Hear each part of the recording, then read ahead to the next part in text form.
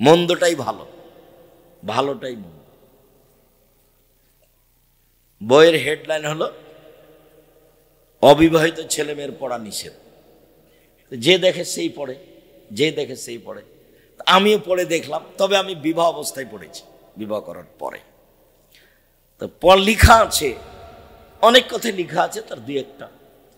ভরা পেটে স্ত্রী মিলন হলে ছেলে ভ্যাংচা হয়, সফরের পূর্বে স্ত্রী মিলন হলে ছেলে টেরা হয়, চন্দ্র সূর্য গ্রহণের সময় স্ত্রী মিলন হলে ছেলে কানা হয়। এগুলো লেখা আছে। আল্লাহুস সামাদ। সব কথাগুলি, গোটা আলোচনাটা কোরআনের বিরোধী। কোরআন মাজিদে আল্লাহ তাআলা বলছেন, নিসাউকুম হারসুল লাকুম ফাতু হারসাকুম আন্না শিতুম। তোমাদের স্ত্রী তোমাদের ক্ষেত, তোমাদের স্ত্রী তোমাদের জমি। তোমরা তোমাদের জমিতে আসো, তোমাদের খেতে আসো তোমাদের ইচ্ছা মতো। সকালেই কি, বিকালেই কি, দুপুরেই কি, ভরা পেটেই কি, সফরের পূর্বেই কি, আর চন্দ্র সূর্যগ্রহণ লাগলেই কি আর না লাগলেই কি। অবাক কথা, একটা কথাও সত্য, অথচ যুগ যুগ ধরে শতাব্দীর পর শতাব্দী বই লেখা আছে, চলছে ধর্মের নামে। এই বক্তা আর এই বই যখন দেখি তখন আমার মনে হয় এগুলো হলো পুঁথির গান। আমরা চাঁপাইনবাবগঞ্জের মানুষ, গরমের দিনে বাইরে বসে মানুষ পুঁথির গান পড়তো, বইয়ে লেখা আছে সেগুলো বলতো। 6 মাসের রাস্তা মর্দ 6 দিনে গেল, ঘোড়ায় চড়িয়া মর্দ হাঁটিয়া চলিল। পুঁথির বইয়ে লেখা আছে 6 দিনের রাস্তা মর্দ 6 দিনে গেল, ঘোড়ায় চড়িয়া মর্দ হাঁটিয়া চলিল। এটা কেমন কথা? ফাতেমা কান্দিয়া কয়, আজ বুঝি হুসাইন কারবালাতে শহীদ হয়। ফাতেমা কান্দিয়া কয়, আজ বুঝি হুসাইন কারবালাতে শহীদ হয়। যেই দিন হুসাইন রাদিয়াল্লাহু তাআলা আনহু ইরাকের মাটিতে কারবালার মাঠে শহীদ হন, তার 49 বছর আগে ফাতেমা মারা গেছে। 49 বছর আগে। কেমনে ফাতেমা বললেন যে ফাতেমা কান্দিয়া কয়, আজ বুঝি হুসাইন কারবালাতে শহীদ হয়? কেমনে হয়? এরই নাম ধর্ম। মিথ্যা ধর্ম কিভাবে চলছে? বই, পুস্তক, কলম, মৌলানা সাহেবের বক্তব্য কেউ একটু দেখেও না, যে শুনছে সেও না। আন্ধা को আন্ধা পড়াতে হয়, दोनों के दोनों बराबर है। অন্ধকে অন্ধ পড়াচ্ছে। মহান আল্লাহ বলেন, জাদিলহুম বিল্লাতি হি আহসান। মুহাম্মদ সাল্লাল্লাহু আলাইহি সাল্লাম, আপনি যখন তর্ক বিতর্ক বা প্রতিবাদমূলক কথার প্রয়োজন আসবে, তখন আপনি সুন্দরটা বলবেন। ও যাই বলুক, ও গালি দেখ, কুকুর লাগিয়ে দেখ, পাগল বলুক, জাদুঘর বলুক, গণক বলুক, যেগুলো লেখা আছে সেগুলো জাদুঘর বলছে। মোহাম্মদ জাদুঘর, মোহাম্মদ জাদুকর একজন, মোহাম্মদ একজন পাগল, মোহাম্মদ একজন গণক। ওকে কুকুর লাগিয়ে দে, ধোলা লাগিয়ে দে।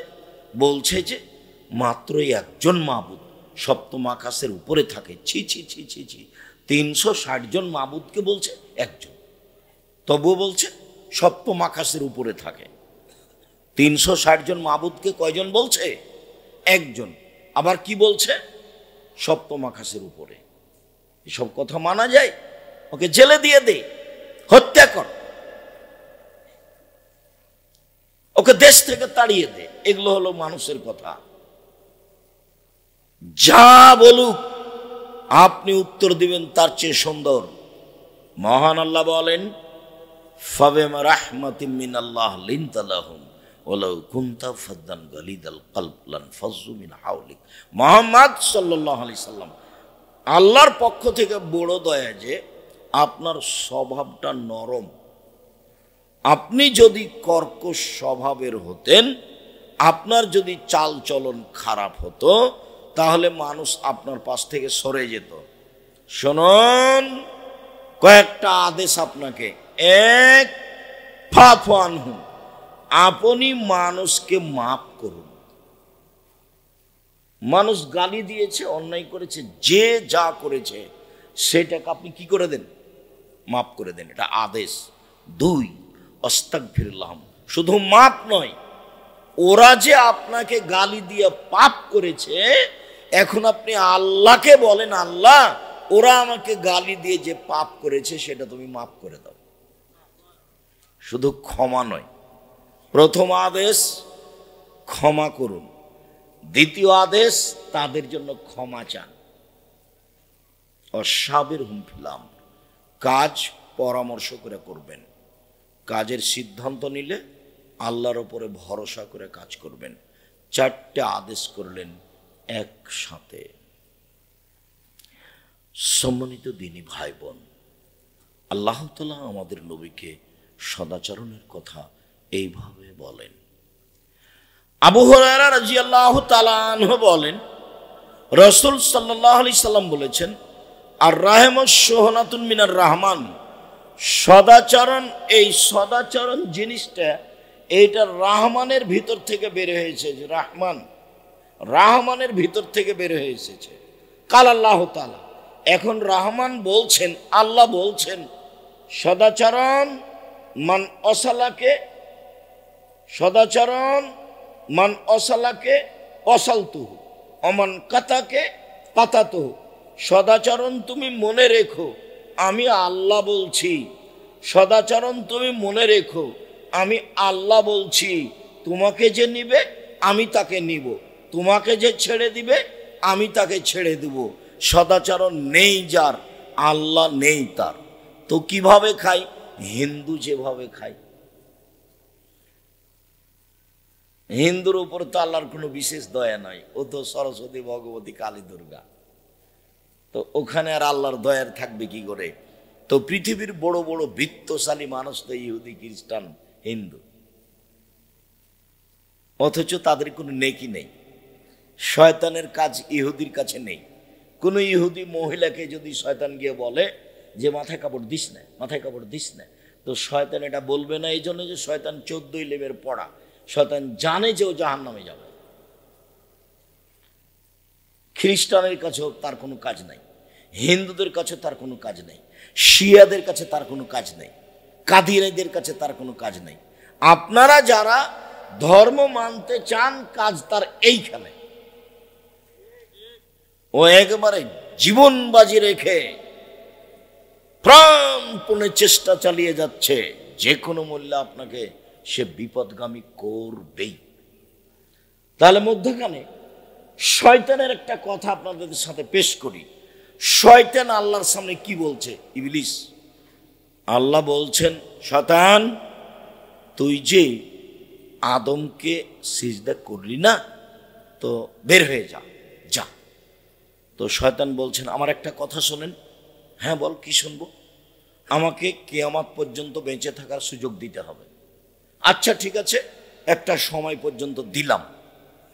তাহলে এবার শোনেন, এবার শয়তান বলছে, আরবি ভাষায় বলছে, রব্বি, ও আমার প্রতিপালক। শয়তান বলছে, ও আমার প্রতিপালক, তোমার সম্মানেরই কসম করে বলছি, তোমার ইজ্জতের কসম করে বলছি, তোমার মর্যাদার কসম করে বলছি, লাউবিয়ানাল ইনসানা মা দামাত আরহুম পিয়াসাদিহিম, আদমের ছেলেমেয়ের দেহে যতক্ষণ শ্বাস থাকবে আমি তাকে ভুল পথে নিয়ে যাবই যাবই যাবই। ও কিভাবে জান্নাতে যায় তা আমি দেখে ছেড়ে দেব। ভাষা এইভাবেই আছে। তাহলে আপনি কি বুঝতে পারছেন আপনার সাথে শয়তানের অবস্থা? আপনি সালাত আদায় করবেন আর ও ছেড়ে দিবে। একটা মেয়ে বোরখা পরবে আর তাকে ছেড়ে দিবে, ওকে ফ্যাশন বোরখা পরাবে, তখনও বলবে যে বোরখা পরে আছে। বোরখাও যদি পরে তাহলে ওকে প্রেমের গল্প করিয়ে নেবে, বোরখার ভিতর দিয়ে করাবেই, সে জিদে আছে। নাহলে আবার বলি, আরবি ভাষা বলছে আল্লাহর সামনে, রব্বি, ও আমার প্রতিপালক, ও ইজ্জাতে কা জালালে ও ইরতিফায়ে কা ও জালালে মাকানে কা, তোমার ইজ্জতের কসম, তোমার সম্মানের কসম, তোমার মর্যাদার কসম, আমি বলছি মাদামাত আরোহুম ফি আসাদিহিম, আদমের ছেলেমেয়ের দেহে যতক্ষণ পর্যন্ত শ্বাস থাকবে আমি তাকে ভ্রান্ত ভুল পথে পাপে নিয়ে যাবই যাবই যাবই। ও কেমনে জান্নাতে যায় তা আমি দেখে ছেড়ে দেব। যতদিন আপনার দেহে শ্বাস আছে, বুড়া মানুষে জেনা করবে, বৃদ্ধ মানুষ। আর দিন যত যাবে মানুষের চরিত্র তত ইহুদি খ্রিস্টানদের সাথে মিশে যাবে। এটা হলো আল্লাহ রসুলের আফসোস। রাসূল সাল্লাল্লাহু আলাইহি সাল্লাম জাতির সামনে বললেন, পৃথিবীর মানুষ শুনে রেখো, আমি বড় দুঃখের সাথে বলছি, পৃথিবীর মানুষ শুনে রেখো, আমার উম্মত ইহুদি খ্রিস্টানদের সাথে মিশে যাবে চাল চলনে, কথাবার্তাতে, খাতা কলমে, কৃষ্টি কালচারে, পোশাক আশাকে, চুল ছাঁটাতে, নিয়ম কানুনে আমার উম্মত মিশে যাবে ইহুদি খ্রিস্টানদের সাথে। চলাফেরাতে, পোশাক আশাকে, চাল চলনে, অফিস আদালতে, কোর্ট কাছারিতে, খাতা কলমে, শিক্ষা প্রতিষ্ঠানে এমন ভাবে মিশে যাবে, ডান হাতের বিঘত যেমন বাম হাতের সমান, বাম হাতের বিঘত যেমন ডান হাতের সমান, সমান সমান যেমন মিশে যাবে তেমন। ডান পায়ের জুতা যেমন বাম পায়ের সমান, বাম পায়ের জুতা যেমন ডান পায়ের সমান, সমান সমান যেমন মিশে যাবে তেমন। এইভাবে বলতে বলতে এবার ভাষার নিচে নামতে লাগলেন। নামতে নামতে বলছেন, পৃথিবীর মানুষ শুনে রেখো, ইহুদি খ্রিস্টান যদি মায়ের সাথে জেনা করে থাকে, আমার উম্মত মার সাথে জেনা করবে। একদিন বুঝতে পারছেন না যে ভালো ঘরের ছেলে উপরে চুল আছে, সব চাঁচা আছে নিচে চতুর্দিকে, এইটা কি সাজ করে দাড়ি করা আছে সুন্দর করে, এমন ভাবে কেটে রেখেছে। মাথায় টুপি আছে, বাপের টুপি মাথা দিয়ে আছে, আর মেয়ে একবার স্কিন পায়জামা পরে আছে, অঙ্গ প্রত্যঙ্গ সব দেখা যাচ্ছে। ওর গায়রিয়াত আছে, ওর আত্মমর্যাদা আছে, ওকে গায়রিয়াত বলে। ওর শরীরে পুজ আছে। ওই বাপের, ওই স্বামীর আত্মমর্যাদা নেই, গায়রিয়াত নেই, ওর স্বভাব ভালো নয়, ওর চরিত্র ভালো নয়, ও বাপ নয়, ও বাপ শিক্ষিত নয়, ওর গায়রিয়াত নেই, ওর আত্মমর্যাদা নেই, ওর গায়ে সব পুজ, ওর রক্ত কাজ করে না। নইলে কিভাবে থাকে? তার স্ত্রী সারাদিন বাজারে ধাক্কা খাই, এখানে মেয়েগুলো হাঁটছে, ওর বাপ নাই। ওই যে সারাদিন বাজার করছে, ওর বাপ নাই, ক্লাস 10-এ পড়ে ও। তার মানে 3 বছর হলো যুবতী হওয়া, বিবাহ হলে 2টা ছেলে হতো। কষ্ট লাগে, কষ্ট লাগলে আসে যায় না। ওটা তো আপনারই মেয়ে। বলেন যে আপনি যা দেখেছেন সব হিন্দুর মেয়ে, খারাপ লাগে না কেন? খারাপ লাগা উচিত। জন্ম দিয়েছেন আপনি, সংশোধন করবো আমি? জি না, আমার উম্মত মিশে যাবে ইহুদি খ্রিস্টানের সাথে, এইটাই। আমার উম্মত মিশে যাবে ইহুদি খ্রিস্টানের সাথে পোশাক পাতিতে। পুরুষের চেয়ে মহিলার লজ্জা কম, পুরুষের চেয়ে মহিলার লজ্জা কম। রাস্তাঘাটে যেখানে দেখবেন পুরুষটা বেশ সুন্দর জামা গায়ে আছে, পরনে প্যান্ট আছে, গলায় টাই আছে, বেশ সুন্দর পোশাকে আছে, আর বউ কেমন হয়ে আছে, যে সেটা তো আপনিও জানছেন, সবাই জানছে। তাহলে ওর লজ্জা থাকলে যেত? এরই বা সাজে কেন, এরই বা সাজে কেমনে বুঝে আসে না। সারাদিন ঘুরে বেড়াই, নিজেকে পশু প্রাণী মনে করে লাভ নাই। আপনি যদি মনে করেন যে আমি গরু ছাগল সেই জন্য কিছু বলি না, তা আল্লাহ তো বলছেন না যে আপনি গরু ছাগল, বলছেন যে ও গরু ছাগলের মতো, বলেন নিজে গরু ছাগল। বুঝেও বুঝে না ওরা, অন্তর আছে বুঝে না, দেখেও দেখে না ওরা, চক্ষু আছে দেখে না, শোনেও শোনে না ওরা, কান আছে শোনে না। উলাইকা কালানাম, তারা পশু প্রাণীর মতো, তারা গরু ছাগলের মতো, তারা কুকুর শ্রীগালের মতো, বালহুমাজাল, বরং তার চেয়ে খারাপ। তো আল্লাহ কি বললেন যে ও কুকুর শ্রীগাল? তাই কি বললেন? বললেন যে কুকুর শ্রীগালের মতো। আবার বললেন যে কুকুর শ্রীগালের চেয়ে খারাপ। একবারও বললেন না যে ও কুকুর শ্রীগালে হয়ে গেছে। তবে আল্লাহ নবী এক জায়গাতে বলেছেন